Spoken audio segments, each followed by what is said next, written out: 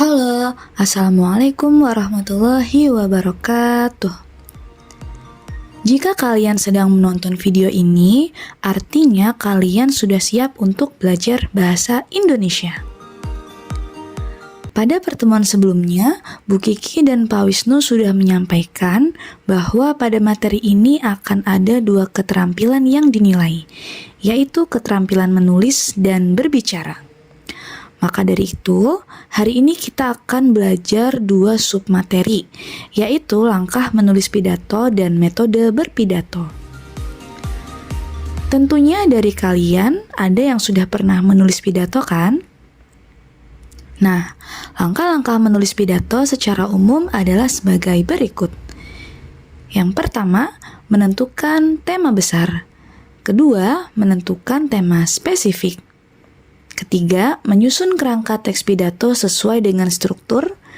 Keempat, menguraikan kerangka yang telah dibuat. Kelima, menyunting teks pidato. Keenam, menyusun judul yang sesuai. Mari kita bahas lebih lanjut. Langkah pertama, menentukan tema besar. Tema dapat diartikan sebagai pokok pembahasan. Nah, sebelum menulis pidato, kita perlu menentukan tema besar.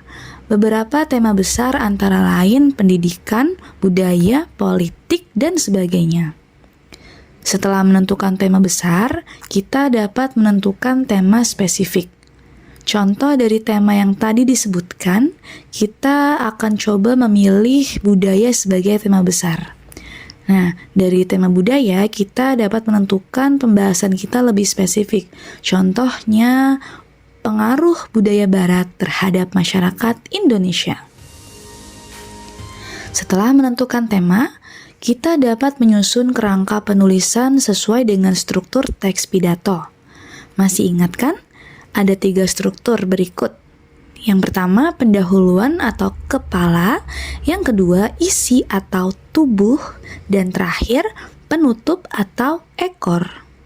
Sebelum itu, kita perlu memperhatikan siapa saja audiens atau hadirin yang ada saat kita berpidato.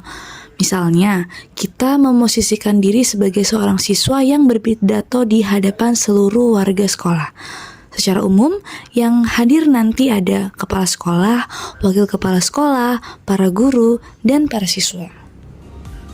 Di bagian pendahuluan ada salam pembuka, sapaan kepada hadirin, ucapan syukur kepada Tuhan, dan pembukaan.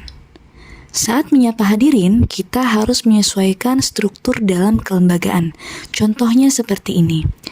Yang terhormat Kepala SMP Lab School Cirende, yang saya hormati Wakil Kepala Sekolah Bidang Akademik dan Kesiswaan, yang saya hormati pula Bapak dan Ibu Guru, serta teman-teman yang saya sayangi dan banggakan. Di bagian isi, kita dapat menyusun garis besar informasi yang akan kita sampaikan, seperti penjelasan maksud dari kata budaya. Jadi kita perlu menjelaskan makna atau maksud dari kata budaya itu. Selanjutnya, kita perlu menggambarkan bagaimana budaya masyarakat Indonesia.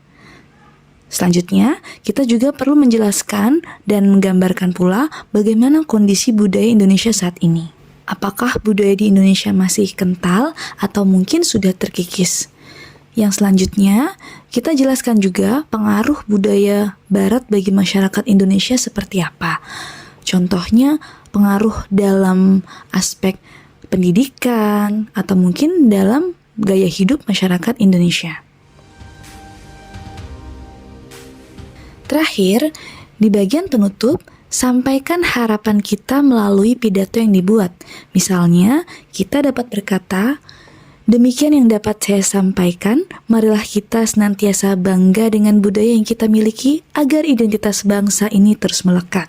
Terima kasih atas perhatian hadirin. Kemudian, tutuplah pidato kita dengan salam penutup. Setelah menyusun kerangka pidato, kita dapat menguraikannya menjadi beberapa paragraf. Nah, jika teks pidato sudah selesai ditulis, saatnya kita melakukan penyuntingan. Perhatikan beberapa hal seperti penulisan ejaan, kaidah kebahasaan, dan kalimat efektif. Contoh kesalahan yang paling sering ditemukan adalah penggunaan kata sapaan, yaitu para hadirin. Perlu diingat ya, bahwa hadirin sudah mencakup orang banyak. Jadi, kita tidak perlu menambahkan kata para sebelumnya. Langkah terakhir adalah menentukan judul pidato. Kita dapat menggunakan tema spesifik sebagai judul pidato kita. Namun, bila kalian ingin mengembangkannya lagi, sangat diperbolehkan ya. Nah, bagaimana? Mudah kan untuk menyusun pidato? Setelah kita menyusun teks pidato, kita perlu mengetahui beberapa metode berpidato. Secara umum, ada 4 metode berpidato. Yang pertama adalah metode naskah atau manuskrip. Metode ini dilakukan dengan cara membaca naskah secara lengkap dari awal sampai akhir. Yang kedua, metode menghafal atau memoriter. Metode ini dilakukan dengan cara menghafal dan tidak membawa naskah saat berpidato. Yang ketiga adalah metode extemporer. Metode ini dilakukan dengan cara membawa catatan yang berisi poin atau garis besar isi pidato. Yang keempat adalah metode impromptu. Metode ini dilakukan tanpa persiapan naskah atau catatan kecil dan dilakukan secara dadakan. Nah, biasanya metode impromptu dilakukan oleh orang-orang yang memang sudah ahli di bidang tertentu. Namun, tidak menutup kemungkinan bila suatu saat nanti kita mendapat giliran untuk berpidato menggunakan metode ini. Demikian materi mengenai langkah menulis pidato sekaligus teknik berpidato. Mudah-mudahan dapat dipahami dengan baik ya. Terima kasih kepada kalian yang sudah menyimak materi ini dengan saksama. Wassalamualaikum warahmatullahi wabarakatuh.